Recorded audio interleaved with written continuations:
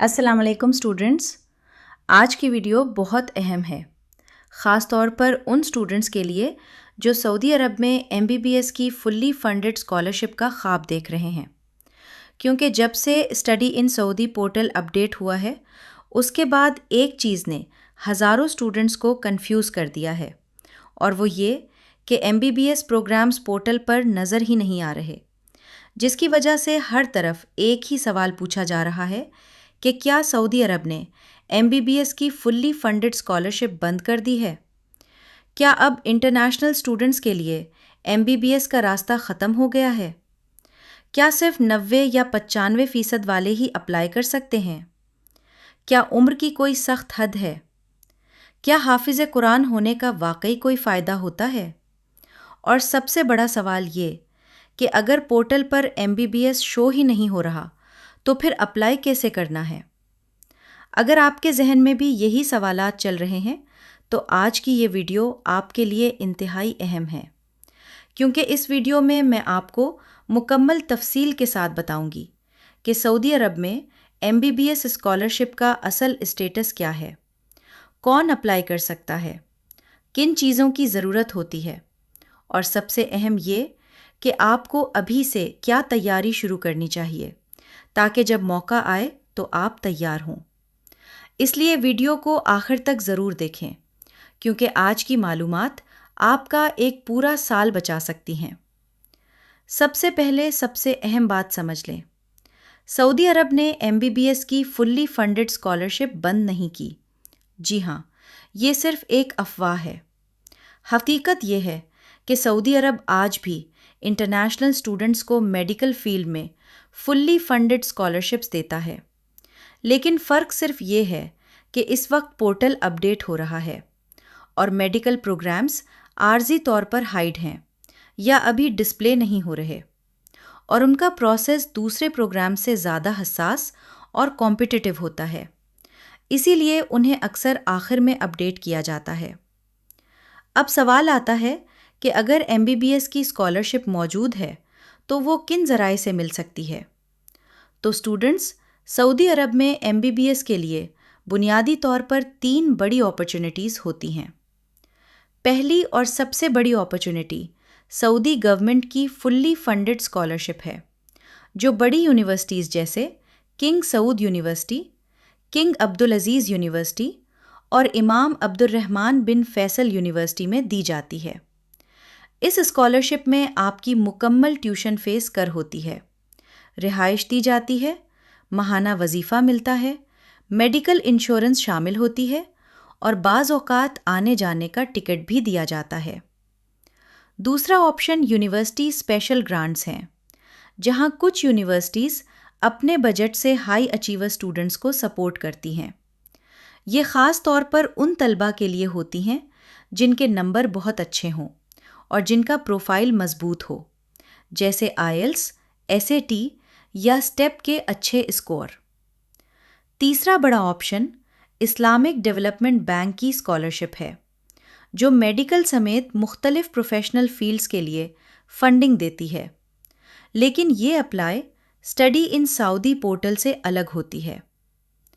अब आते हैं सबसे अहम हिस्से की तरफ, यानी एलिजिबिलिटी क्राइटेरिया।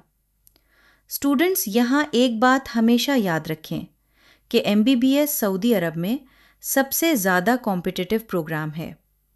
यहाँ सिर्फ एलिजिबल होना काफ़ी नहीं, बल्कि स्ट्रॉन्ग कैंडिडेट होना ज़रूरी है। अगर हम एकेडमिक परसेंटेज की बात करें तो आपके FSC प्री मेडिकल में कम से कम 90% नंबर होने चाहिए। लेकिन हकीकत ये है कि कंपटीशन इतना सख्त होता है कि 95% से ऊपर वाले स्टूडेंट्स ज़्यादा स्ट्रॉन्ग पोजीशन में होते हैं। एज लिमिट की बात करें तो अक्सर यूनिवर्सिटीज़ 21 साल तक के उम्मीदवारों को तरजीह देती हैं, जबकि कुछ यूनिवर्सिटीज़ में यह हद 20 साल भी हो सकती है। इसलिए जितना जल्द अप्लाई करेंगे उतना बेहतर होगा। एंट्री टेस्ट्स की बात करें तो बाज़ यूनिवर्सिटीज़ में स्टेप या SAT स्कोर आपके प्रोफाइल को बहुत मजबूत बना देते हैं। ख़ास तौर पर अगर आपका SAT स्कोर हाई हो तो आपके सिलेक्शन के चांसेस बढ़ जाते हैं। इंग्लिश प्रोफिशिएंसी भी बहुत अहम है, کیونکہ MBBS کی تعلیم انگلش میں ہوتی ہے۔ اسی لیے IELTS یا TOEFL کا اچھا سکور آپ کے لیے بڑا پلس پوائنٹ ثابت ہو سکتا ہے۔ اس کے علاوہ اگر آپ حافظ قرآن ہیں یا آپ کے پاس MDCAT میں اچھا سکور ہے یا آپ نے کسی سائنس کمپٹیشن یا اولمپیاڈ میں اچیومنٹ حاصل کی ہے تو یہ سب چیزیں آپ کے پروفائل کو دوسروں سے زیادہ اسٹرانگ بناتی ہیں۔ خاص طور پر سعودی یونیورسٹیز دینی اور اکیڈمک ایکسلنس دونوں کو اہمیت دیتی ہیں۔ میڈیکل فٹنس بھی لازمی ہے۔ آپ فزیکلی اور میڈیکلی فٹ ہونے چاہیے کیونکہ ایڈمیشن کے وقت مکمل میڈیکل اسکریننگ ہوتی ہے۔ اب بات کرتے ہیں ریکوائرڈ ڈاکیومنٹس کی، اور یہ حصہ بہت اہم ہے کیونکہ اکثر اسٹوڈنٹس آخری وقت میں ڈاکیومنٹس کی وجہ سے رہ جاتے ہیں، اس لیے ابھی سے تیاری شروع کریں۔ آپ کے پاس میٹرک اور FSC کی اٹیسٹڈ ڈاکیومنٹس ہونی چاہیے۔ ویلڈ پاسپورٹ ہونا چاہیے۔ پاسپورٹ سائز فوٹوگرافز تیار ہونی چاہیے۔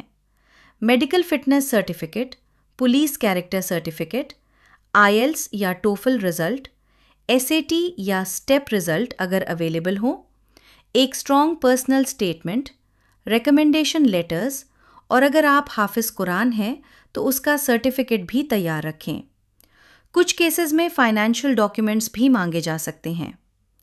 اب سب سے اہم سوال، اگر پورٹل پر MBBS شو نہیں ہو رہا تو اپلائی کیسے کریں؟